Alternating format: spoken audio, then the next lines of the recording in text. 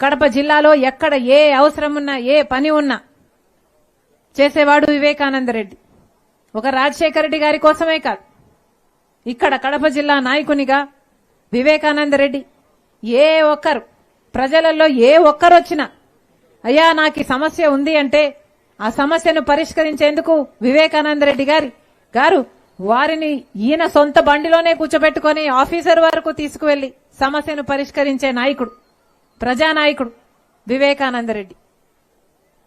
అట్లాంటి వివేకానంద రెడ్డి ఎవరికి హాని చేయని వ్యక్తి హఠాత్తుగా 5 సంవత్సరాల క్రితం ఎవరు ఊహించని రీతిలో ఘోరంగా దుర్మార్గంగా గొడ్డలి వేట్లకు బలై చనిపోవడం జరిగింది. చనిపోలేదు, చంపేశారు. 5 సంవత్సరాలైంది వివేకానంద రెడ్డి హత్య జరిగి, దారుణంగా హత్య జరిగి 5 సంవత్సరాలైంది.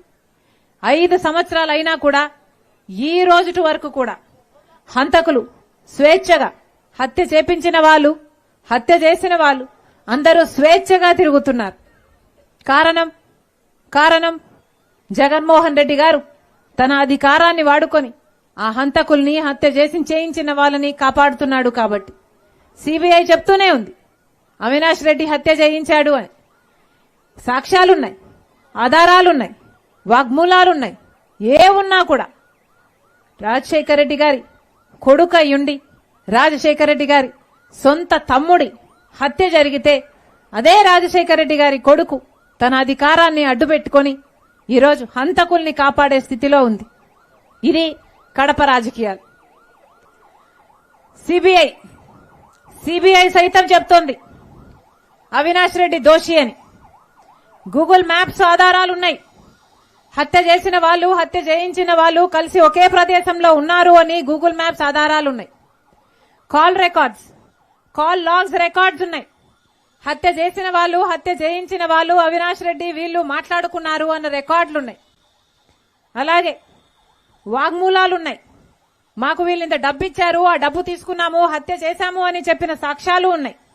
కానీ ఇవన్నీ ఉన్నా సిబిఐ హత్య చేసింది అవినాష్ రెడ్డి అని చెప్తున్నా కూడా ఈరోజు జగనన్న గారు 5 సంవత్సరాలుగా వాళ్ళను కాపాడడం ఒకెత్తైతే ఈరోజు ఏకంగా మళ్లీ వాళ్లే ఎంపీ కావాలి అని అవినాష్ రెడ్డికి వైసీపీ పార్టీ తరఫున జగన్మోహన్ రెడ్డి గారు టికెట్ ఇచ్చారు అంటే ఇది హత్య రాజకీయాలను ప్రోత్సహించడం కాదా? హత్య చేసిన వాళ్ళకు ఈ రోజు వరకు శిక్ష పడలేదు అన్నది ఒకెత్తైతే మళ్లీ హత్య చేసిన వాళ్లకు అదే అధికారం ఇచ్చి ఆ అధికారం వాడుకొని మళ్లీ వాళ్ళు బయట తిరిగేటట్టు, స్వేచ్ఛగా తిరిగేటట్టు, తప్పించుకునేటట్టు, మళ్లీ అధికారం కలిగేటట్టు వాళ్ళకు మళ్లీ టికెట్ ఇచ్చారంటే మరి అహంకారం కాకపోతే దీన్ని ఏమనాలి? జగనన్న గారు సమాధానం చెప్పాలి. ఎందుకు ఇలా చేస్తున్నారు? వివేకానంద రెడ్డి రాజశేఖర రెడ్డి గారి తమ్ముడు కాదా? మరి అలాంటప్పుడు వివేకానంద రెడ్డి గారిని చంపిన వాళ్ళని రాజశేఖర రెడ్డి గారి కొడుకయ్యండి మీరు అధికారాన్ని అడ్డేసి, మీకు ప్రజలు నమ్మి అధికారం ఇస్తే అధికారాన్ని దుర్వినియోగం చేస్తూ అధికారాన్ని అడ్డేసి హంతకులను కాపాడుతున్నారు అంటే ఎందుకు అని అడుగుతున్నాం. జగన్మోహన్ రెడ్డి గారు సమాధానం చెప్పాలి. అసలు సాక్షి టీవీలో వివేకానంద రెడ్డి గారు చనిపోతే అంత ఘోరంగా గొడ్డలితో నరికి ఎక్కడ చూసినా రక్తం ఏర్లై పారింది. ఆ రోజు ఆ ఇల్లంతా రక్తం అయిపోయింది. అలాంటిది హార్ట్ అటాక్ లా ఎలా కనిపించింది సాక్షికి? ఆ రోజు సాక్షి టీవీ కదా మొట్టమొదట చెప్పింది వివేకానంద రెడ్డి గారు హార్ట్ అటాక్ తో చనిపోయారు అని. అలా ఎందుకు చెప్పిందో జగన్మోహన్ రెడ్డి గారు ఇంతవరకు సమాధానం చెప్పలేదు. జగన్మోహన్ రెడ్డి గారు సమాధానం చెప్పాలి. వివేకానంద రెడ్డి గారు చనిపోతే ఎన్నికలప్పుడు సిబిఐ ఎంక్వైరీ కోరిన జగనన్న గారు ఆ తర్వాత ముఖ్యమంత్రి అయినాక సిబిఐ ఎంక్వైరీ ఎందుకు వద్దన్నారో జగనన్న ఇంతవరకు సమాధానం చెప్పలేదు. మీకు భయపడాల్సిన అంశం ఏమీ లేకపోతే, భయపడాల్సిన విషయం లేకపోతే మీరు ఎందుకు సిబిఐ ఎంక్వైరీని వ్యతిరేకించారో జగన్మోహన్ రెడ్డి గారు ఇంతవరకు సమాధానం చెప్పలేదు. మరి ఇవన్నీ ఏమి సూచిస్తున్నాయి?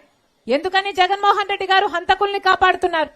మరి అలాంటప్పుడు ఇలాంటి పరిస్థితుల్లో నేను రాజశేఖర రెడ్డి గారి బిడ్డనై ఉండి, రాజశేఖర రెడ్డి రక్తమై ఉండి సొంత చిన్నాన హత్య జరిగితే మరి నేను ఈ రోజు న్యాయం కోసం, ధర్మం కోసం నిలబడాల్సిన అవసరం ఉందా లేదా?